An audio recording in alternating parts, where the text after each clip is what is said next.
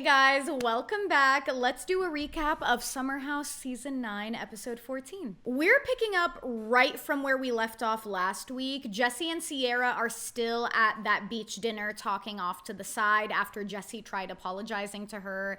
He tells her that he thought that their friendship was deeper than her being over him, because if you remember last week, she was just like, I'm honestly over you. I can't wait until the summer is over in 2 weeks. And he's also hurt by Sierra calling him a two-faced liar. But here's the thing is like, sure, like calling someone a two-faced liar, yeah, that's pretty harsh. But can you say that Jesse wasn't being two-faced? Like, he literally spent all summer flirting with Sierra and then going to Lexi and telling her that actually he wasn't flirting with Sierra. But then wait, actually I was flirting with Sierra, but it was only to make her feel better because of what happened with West. Like, that is being two-faced. He has been being two-faced all summer. And Sierra says she doesn't call people her friends unless she means it. I forgot what that was in reference to. I think it was that Jesse was like, oh, I was only flirting with you to make you feel better. And Sierra's like, okay, well, when I say things about people, I really do mean it. I don't say things to make them feel better. And then Jesse tries to own it. He apologizes. He's like, listen, I only said I was trying to make you feel better to get myself out of trouble, but that really only ended up getting me into more trouble. So I get it. And Sierra says eventually she'll get over it. And then they kind of like start to lighten up, like they start to make up. Jesse's like, I like you so much because you're spicy. And Sierra goes, well, clearly you can't handle it. And then Jesse's like, yeah, I can't. Which is like, that little exchange felt flirty to me, but I kind of let it go. But I was like, this right now, that feels flirty. And then everybody goes home and starts to get into bed. And Jesse and Lexi get into bed together. And he starts talking about the apology to Sierra. And he goes, oh, my apology to her was so genuine and heartfelt, and she couldn't take it. She said to me, she's like, I'm just trying to make it through these 2 weeks and like move on. And I was like, that makes me feel like we're just show friends. And like, that really hurt my feelings.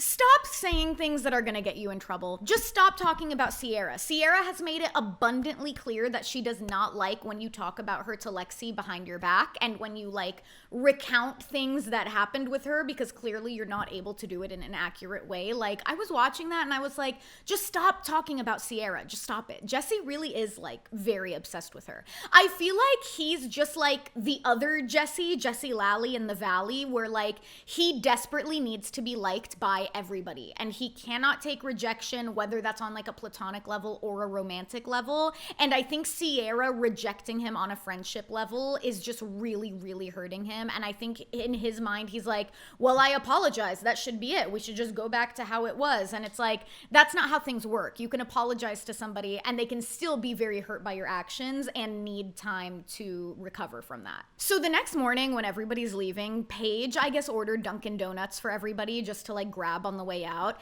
And here's the thing about me, twice a year, I get really intense period cravings for donuts. It only happens twice a year, once towards the beginning, once kind of towards Q3 or Q4. And that is me right now. And those donuts that Paige ordered from Dunkin' Donuts look so good. That's all I'm gonna say. They just look so good. I went to Syracuse, so I have some experience with Dunkin' Donuts. It is, when it hits, it hits. And when it's bad, it's really bad. But just wanted to say that. Over here in LA, we obviously have Dunkin' Donuts, but it's not as like widespread as it is on the East Coast. That's all I wanted to say. Back in the city, this is so weird. So Amanda's having a preview event for her swim line, but there are no bathing suits. It's literally just like a cardboard cutout with a bathing suit printed on that she's hung up on a rack like clothes, but there are no actual bathing suits there. I'm just gonna say it, that's worse than Carl's soft bar soft launch. I'm so sorry. How are you gonna have a bathing suit launch party with no bathing suits? What's that like? What was that TV show? Was it like Project Runway or something, where it's like, how are you gonna have a fashion show with no fashions? That's exactly what this was. There were no swimsuits ready to show. It was all so weird. And we don't even stay at the party. It's not even really a full scene. We just watch Amanda give a short thank you speech. And then that's it. And then they're driving back to the house for the next weekend. It was so weird. I was actually just talking about this with one of my friends in regards to Erin from the Valley's Honey Company. I feel like when Bravo stars start businesses, I think we've heard this, that they make agreements with the network to like promote their side businesses on the show. Like Kyle clearly promotes Loverboy, Carl's doing Soft Bar, and I think Paige and Hannah don't have an agreement to talk about Giggly Squad, their podcast, and that's why Paige can't talk about Giggly Squad on Summer House. And I feel like maybe Amanda had it in her contract this season that she was going to talk about her swim line, and maybe it was the end of filming and they were like, we have it in your contract, are you going to talk about your swim line or what? And she didn't have the bathing suits ready, and she was like, oh, okay, let me just put something together, like, and we'll just do something really quick to fulfill the obligation. I don't know if that's what it was, but very, very weird. It was such like a nothing party. And there were no bathing suits. I'll never get over that. That was so stupid. So anyway, driving back to the house for the next weekend, Lexi, Gabby, and Lindsay are in the car together. And Lexi says she asked Jesse if he wanted to come with her to grab drinks with her friend who was visiting and her family this week. And then Jesse said no because he was going to get a manicure. And it was 9 p.m. Not that it's weird for guys to get manicures. It's just you're going to go get a manicure at 9 p.m. And then even if a nail bar is open at 9 p.m., which, I mean, it's New York, places are open late. Giving him the benefit of the doubt, sure, maybe a nail bar is open at 9 p.m. You'd rather go there than like go out with your girlfriend and her friend who's visiting. Very, very weird. Lexi doesn't trust that he was telling the truth. And she says she's sick and tired of teaching this man, and she's tired of not trusting him. And then this whole thing is literally so unceremonious. I can't believe it. She goes, honestly, I think I should just end it because I think it's inevitable that we'll break up, and I think I should just end it.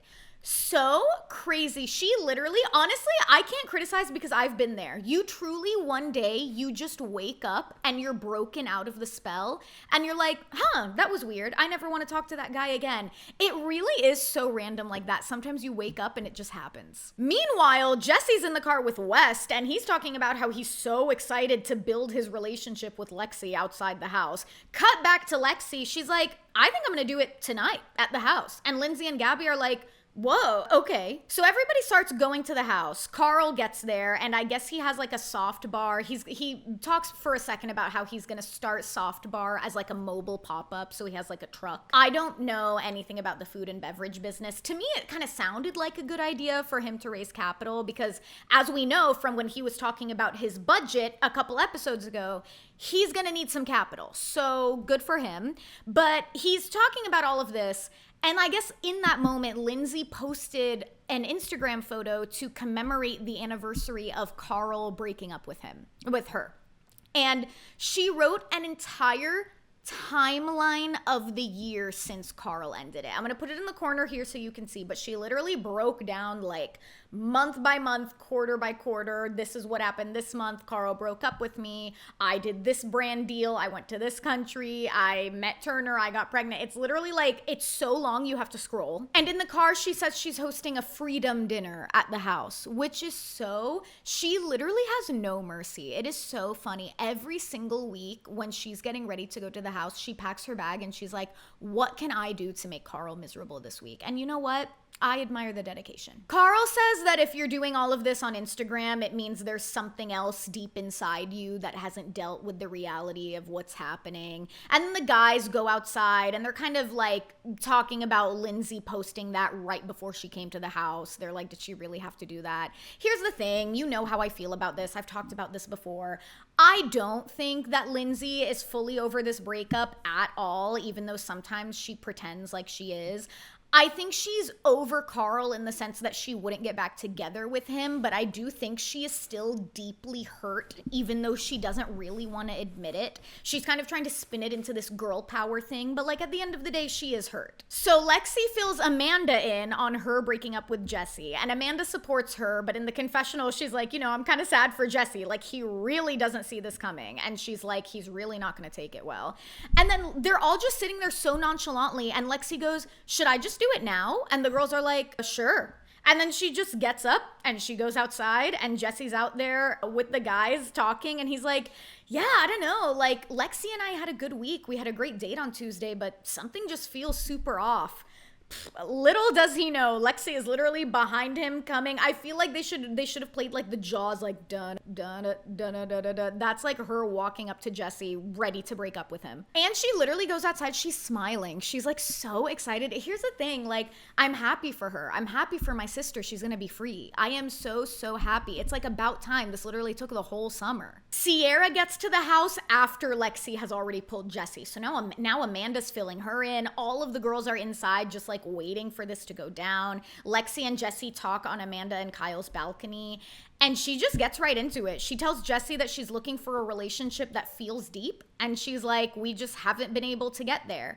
And then she goes, I don't feel like you're ready for the type of relationship that I'm looking for.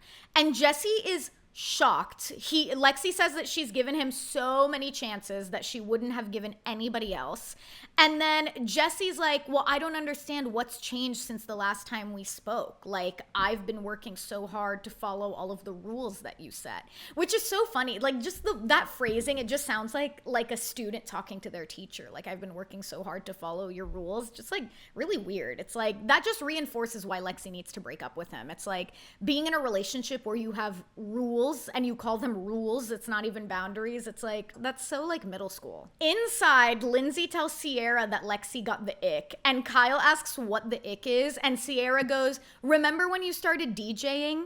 That was so funny. Honestly, this whole episode was pretty funny. I was having a really good time with it. I feel like everybody was mostly in good spirits. It was really funny. The girls were feeling so sassy this episode. Lexi tells Jesse that when he told her he was gonna get a manicure, she immediately felt like he was lying. And she was like, listen, you could have actually been going to get a manicure, but when you said that to me, I instantly felt like you were lying, and I don't want to be the kind of person who doesn't trust people. And it was honestly like so sad. She goes, the light inside of me is slowly dying. Like, you've changed me as a person. I don't trust people now. It was honestly like really sad. And then Jesse is, of course, only focused on himself. And he's like, I don't like that you're calling me a liar and a bad partner. And she's like, I never called you a bad partner. I'm just saying you made me feel bad. But then, of course, like, Jesse only cares about how he's perceived by other people, and especially the other people in the house. And he's like, I don't like that you're making me out to be a bad partner to the other people in the house, to all of our friends. In the confessional, he accuses Lexi of gaslighting him and saying that he lied about things that he never lied about. You've been gaslighting Lexi all summer, telling her that you haven't been flirting with other women when you clearly have. Like, I think the G word is the last word that gets to come out of your mouth. They go back to their corners. Jesse goes back to the boys. Lexi goes back inside with the girls. She literally doesn't even care. She really did get the ick. It's just, she's at the point, I think like either Lindsay or Sierra says this. Lexi's like, yeah, I'm not even crying anymore. Like, I just don't care. And Sierra, I think, is like, yeah, that's how you know when it's over. When you literally just don't care, you're just excited for it to end. Kyle tells Carl and Emrul that the girls told him that Lexi got the ick, and then they all start bitching about like, what's with all these new dating terms? Why can't we just go back to like the 90s when everybody was just saying like, I have a crush on you and like, I want to go out with you. And then in the confessional, the producers ask Kyle to define modern dating terms, but low-key, I had never heard of any of these terms that they asked about. So I think I'm also getting old. Like, I didn't know what roaching was. I didn't know what zombieing was. And then what was the first one? Orbiting? I didn't know what any of those words meant, so maybe I shouldn't be talking because I also don't know what any of that stuff is. The dinner Lindsay ordered for everyone gets here, the freedom dinner. And Carl had a platter of Costco sandwiches that he brought and put on the table, and Lindsay's like, what the hell is this? She like picks it up and she moves it, and she's like, oh, I guess I accidentally one-upped Carl by ordering a fancy sandwich dinner. Paige goes upstairs to debrief with Jesse, and then Sierra, Kyle, and Amanda join. Eventually everybody ends up in Jesse's room. And Jesse doesn't understand why Lexi wanted to get back together with him so badly after she dumped him the first time, for her to only come back and dump him again a few weeks later. And he's just so confused. He's like, we had a great date on Tuesday And she was actually telling me that she was upset that I had a nice time with Sierra at the US Open. So I guess at this date on Tuesday, Jesse told Lexi that the US Open made him feel like he and Sierra were getting back to being normal friends. And then Lexi asked him how he just got over their fight so fast after Sierra was rude to the both of them. Those are like Jesse's words. And then Sierra's like, how was I rude to Lexi? She's like a little perturbed. And she was like, I was just talking to Lexi downstairs, we all were, about how she feels like she didn't get close to any of the girls all summer. So now she feels like Lexi's making her out to be a mean girl. Which is like, regarding Lexi, she has talked about how she feels like she didn't get close to any of the girls all summer, but it's like, how are you supposed to get close to any of the girls all summer when literally all you've been doing is like pursuing Jesse, talking about Jesse, fighting with Jesse? It's like, when that's your life, when you spend all of your time obsessed with a guy and like in a toxic relationship, of course you're not going to be able to form friendships with other people. Kyle's downstairs with Lexi and he tells her like, listen, there are no sides in this. We're all trying to be supportive. And then he accidentally stirs the pot. He asks Lexi about Sierra. And then Lexi's like, oh, I don't care about Sierra. Like, this had nothing to do with Sierra. And then Kyle asks if they talked at all about Sierra out there. And Lexi's like, no, we didn't. And now Kyle's confused because Jesse was just upstairs talking about Sierra. And then he's like, oh, well, that's weird because Jesse said that this all had to do with Sierra and him being at the US Open. Now Lexi's pissed, and Lexi's like, well, it's not fair for Jesse to say that I'm ending our relationship just because of Sierra, which is like, everybody except Kyle knows that that's not what happened. Kyle is like messing all of this up and making it worse. Now Lexi's like, yeah, you believe this because Lexi has been lying, or because Jesse has been lying to you all summer and you take it as Bible, which is like, literally, it's just 100% Kyle just having bad listening skills and bad reasoning skills. Lindsay calls everybody down to dinner and she announces that she's calling this the Freedom Dinner, and she says that it's the anniversary of she and Carl's breakup. And she goes, I don't know if all of you saw the Instagram post. And Carl's like, yeah, I was sent it multiple times. Thank you for reminding everyone.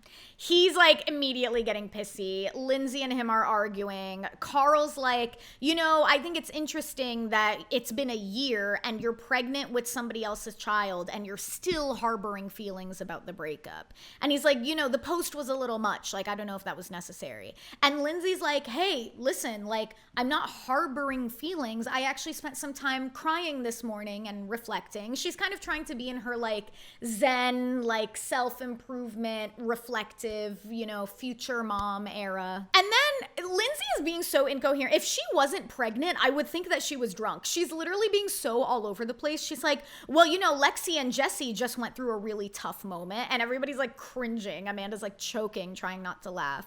And then she says that she doesn't think she would have ever gotten pregnant if Carl didn't break up with her. So she says, thank you for setting me free so I could go and accomplish my dreams. It's such an awkward dinner. And also, if I was Carl, I would just shut up. Like, this is one of the reasons you guys broke up, is because you guys have these nasty arguments. There's no winning with Lindsay. Just let her go. If you don't want to be a part of the Freedom Dinner, go upstairs. I think there's nothing you can do. Lindsay is so hard-headed. She's gonna like barrel her way through any argument. And then she goes, Imrul, why don't you give a weird speech? And Imrul's just sitting there and he goes like, I don't really know how I could follow that. Like, it's so, the only reason Imrul is in this episode, I think, is because Lindsay said that hilarious line. If Lindsay hadn't said that line, they totally would have edited him out for like, a third week in a row. Then Lexi goes, I have a speech. And then she tells Jesse to stop saying things that aren't true. She's like, stop bringing up Sierra. Kyle told me that you told him that I broke up with you just because of you and Sierra at the US Open.